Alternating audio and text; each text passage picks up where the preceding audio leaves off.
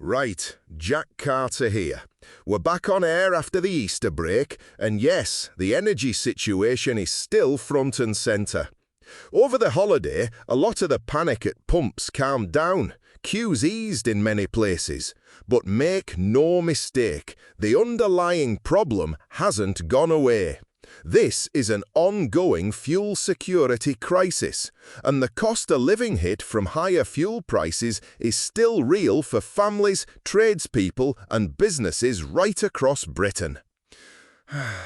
First, the current picture. Since Easter, we've seen a mixed bag. Some forecourts that were dry have restocked, but prices at the pump remain elevated and patchy shortages in places.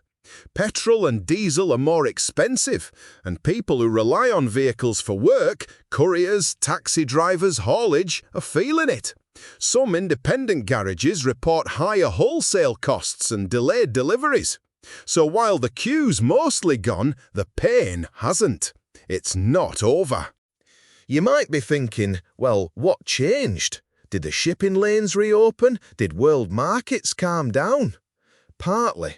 There were short periods where tensions in the Gulf appeared to de-escalate and a few tankers moved more freely.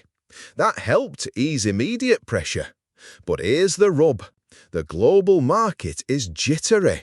Insurers charge more for ships heading through risky waters, traders price in that risk, and delays or rerouting add cost. Those added costs get passed down to us at the pump. Simple supply and demand, only uglier. Let's talk about the Strait of Hormuz, because frankly, it's the reason many of us are awake at night. It's a narrow choke point, one of the most critical maritime passages for oil and refined products.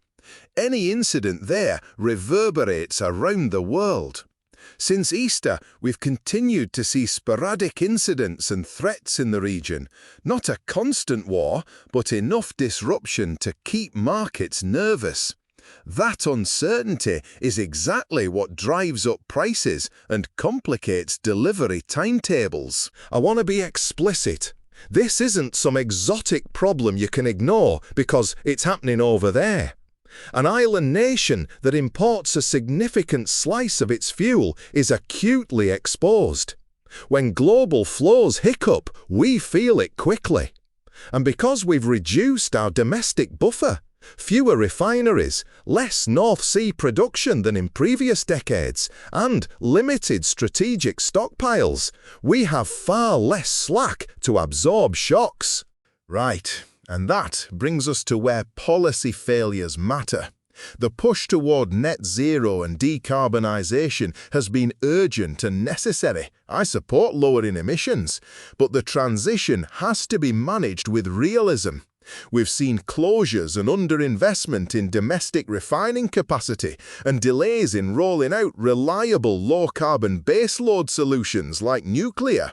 Meanwhile, North Sea output has declined for years. Those are pipes in the system that once closed or neglected aren't easily reopened overnight. A quick pause. This is the uncomfortable truth. A fast policy pivot without sufficient contingency planning leaves people exposed.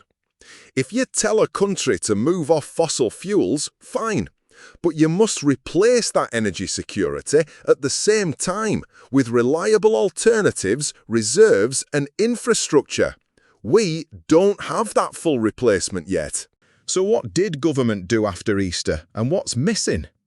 There were some emergency measures, reports of priority allocations for hospitals and emergency services, and temporary moves to smooth deliveries to critical sectors. Fine, that's necessary. But the critics are right to ask, where is the long-term plan? We need a documented, funded, national energy security strategy with explicit targets for strategic reserves, port resilience and domestic production. Vague promises and future-sounding announcements don't cut it when families are budgeting week to week. Let's get practical. Immediate things the government should be doing now. Publish the contingency plan in plain language, release any emergency reserves if and where they exist, and put in place clear priority supply chains for healthcare, food distribution, public transport and emergency services. Communicate it clearly. The public needs to know who gets priority and why. Uncertainty breeds panic buying, which only makes shortages worse. Major term, we need structural fixes. Number 1, accelerate nuclear, small modular reactors and new large builds as a dependable low-carbon backbone. Number 2, incentivize sensible exploitation of remaining North Sea resources where it's safe and economically sound. Number 3, rebuild refining and storage capacity, strategic stockpiles for fuel and diversified import terminals so a single choke point disruption doesn't paralyze us. Number 4, invest in port logistics, distribution hubs and redundancy across supply chains. Now I can hear some of you shouting, "But Jack, nuclear takes years." Yes, it does. That's why we need parallel action. Fast-track SMR projects where regulation and planning allow, and at the same time put contingency support in place for households, targeted fuel subsidies for those who truly need them, capped emergency tariffs for services relied upon by critical workers, and temporary relief measures for small businesses dependent on transport. Those are stopgaps, not solutions. We also need better international policy. Diversify suppliers, of course, but also push for greater naval and diplomatic cooperation to keep choke points open. That's realpolitik, building alliances to protect global trade routes.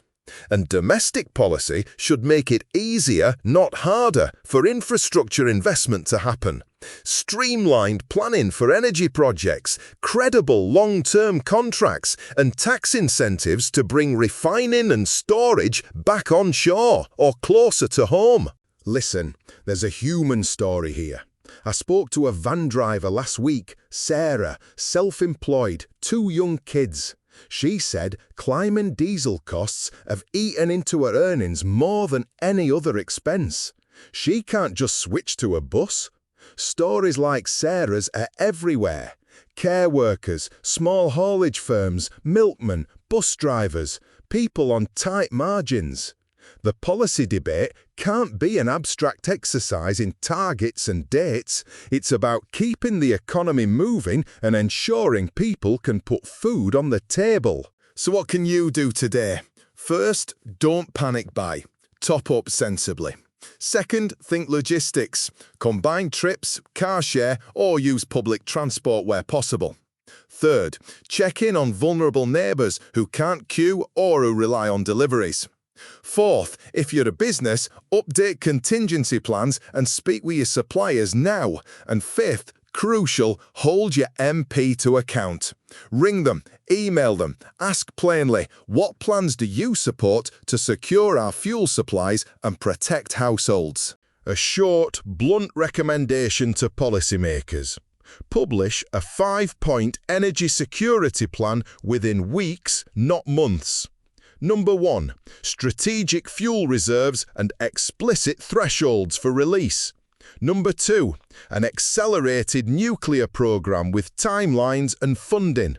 Number 3, incentives for domestic refining and storage capacity. Number 4, a logistics resilience fund for ports and inland distribution. Number 5, a public communication protocol for fuel emergencies that avoids mixed messages and panic. That would be a start. Finally, we're going to keep tracking this.